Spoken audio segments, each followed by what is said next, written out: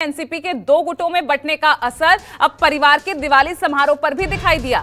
पहली बार deputy CM Ajit Pawar और शरद पवार ने अलग अलग दिवाली समारोह आयोजित किया। अजित पवार अपने गृह गांव काटेवाड़ी में दिवाली का जश्न मनाते नजर आए, जबकि शरद पवार ने गोविंद बाग निवास पर दिवाली की पार्टी की। देखिए ये दिवाली मिलन शरद गुट की आप देख रहे हैं, शरद पवार जिन्होंने गोविंद बाग निवास पर अपना ये दिवाली मिलन किया और वहीं अजित गुट ने अपने गृह क्षेत्र में दिवाली पार्टी की। दो तस्वीरें अलग अलग और पहली बार ऐसा हुआ कि परिवार के ही दोनों सदस्यों ने अलग अलग दिवाली का आयोजन किया। तो एनसीपी में टूट का असर अब दिवाली समारोह पर भी दिखा, जब शरद पवार और अजित पवार अलग अलग आयोजन दिवाली के लिए करते नजर आए।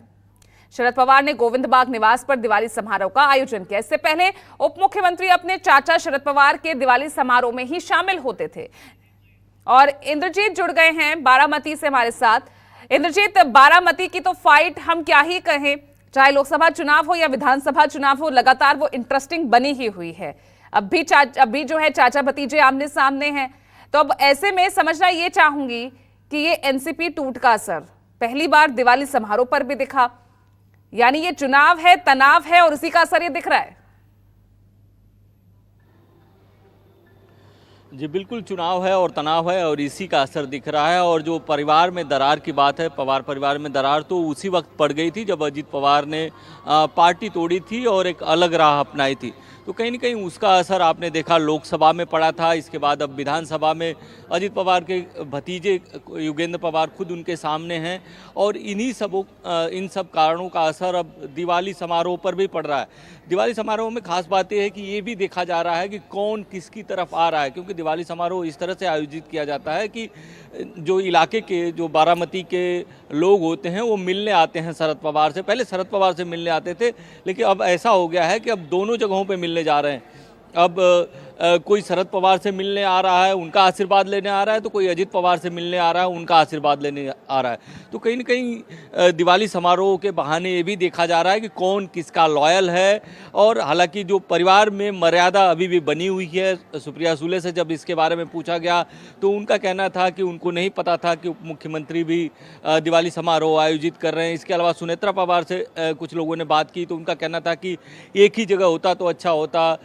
पार्थ पवार ने कहा कि मैं आशीर्वाद लेने हर साल जाता हूं शरद पवार जी का और इस बार भी जा सकता हूं। तो कहीं न कहीं परिवार एक मर्यादा जरूर रख रहा है, लेकिन परिवार में एक तरह से दरार साफ दिख रही है। परिवार के अब त्यौहार भी बढ़ चुके हैं, परिवार पूरी तरह से बढ़ चुका है।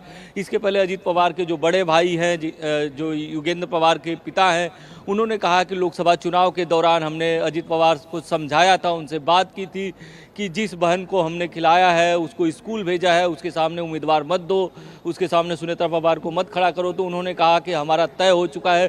तो कहीं न कहीं परिवार में एक तरह से अब देखा जा रहा है कि कौन किसकी साइड है और परिवार एक तरह से पूरी तरह से अब बढ़ चुका है। और परिवार के साथ साथ अब बारामती के जो मतदाता हैं, बारामती के पवार परिवार के लॉयल लोग हैं। ठीक है इंद्रजीत, आप लगातार बने रहिए। विनोद भी हमारे साथ लाइव लगातार मुंबई से बने हुए हैं। और विनोद, वाकई में परिवार की रार तकरार ये चुनाव को देखते हुए ये और कितनी भारी पड़ती दिख रही है एनसीपी के दोनों ही गुटों में? देखिए पूजा, मैं आपको एक बात यहां पर बताना चाहता हूं। इस बार पवार परिवार की दिवाली दो भागों में बटी हुई है। पहले आज का दिन होता है पाडवा, इसे काफी शुभ माना जाता है। परिवार के लोग सारे एक साथ आते हैं।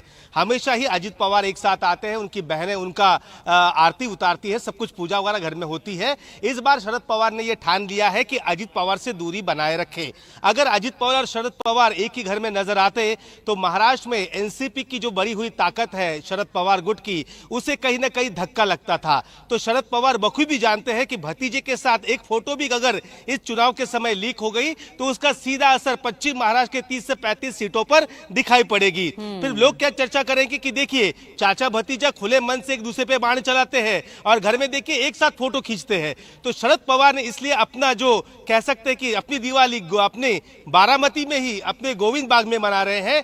और अजित पवार अपने लॉयलिस्ट को, अपने जो अपने कट्टर कार्यकर्ता उनको लेकर वो काटेवाड़ी में वहां पर दिवाली का प्रोग्राम कर रहे हैं, सभा कर रहे हैं, प्रचार कर रहे हैं। जाहिर सी बात है मंजे हुए राजनेता है शरद पवार दूरी अजित पवार से बना के रखना चाहते हैं, क्योंकि एक फोटो पूरा गणित खराब कर सकती है चुनाव का पश्चिम महाराष्ट्र का। बिल्कुल, तो यानी इसे एक तरह से सोची समझी रणनीति भी चाचा भतीजे की कही जा सकती है और इसलिए इस बार त्योहार भी यहां पर अलग मनते हुए नजर आए हैं। तो बिल्कुल अब एक बार आपको वो टाइमलाइन भी दिखा देते हैं कि किस तरह से परिवार, जो पवार परिवार है उसमें दो फाड़ हुई। पूरी टाइमलाइन आप समझिए इन ग्राफिक्स के जरिए। 2 जुलाई 2023 एनसीपी में यहां पर दो फाड़ हुई थी, 2 हिस्सों में बट गई थी। अजित एमवीए छोड़कर महायुति में शामिल हो गए थे और इसके बाद यही दो फाड़ नजर आई लोकसभा चुनाव में, जब बारामती से ही भाभी ननद आमने सामने आ गए थे। सुप्रिया सुले के खिलाफ अजित पवार ने अपनी पत्नी सुनेत्रा पवार को उनके खिलाफ उतार दिया था और जीत सुप्रिया सुले की हुई। अब विधानसभा चुनाव में भी यही कमोबेश तस्वीर दिख रही है। अजित पवार के खिलाफ एनसीपी शरद ने उम्मीदवार उतारा है उन्हीं के भतीजे युगेंद्र पवार को। तो ऐसे में लड़ाई लगातार जो है यहां पर दिलचस्प होती दिख रही है। त्योहार भी अब बढ़ते दिख रहे हैं। तो ये पूरी टाइमलाइन आपको दिखा रहे हैं परिवार पवार की किस तरह से दो फाड़ सामने आई।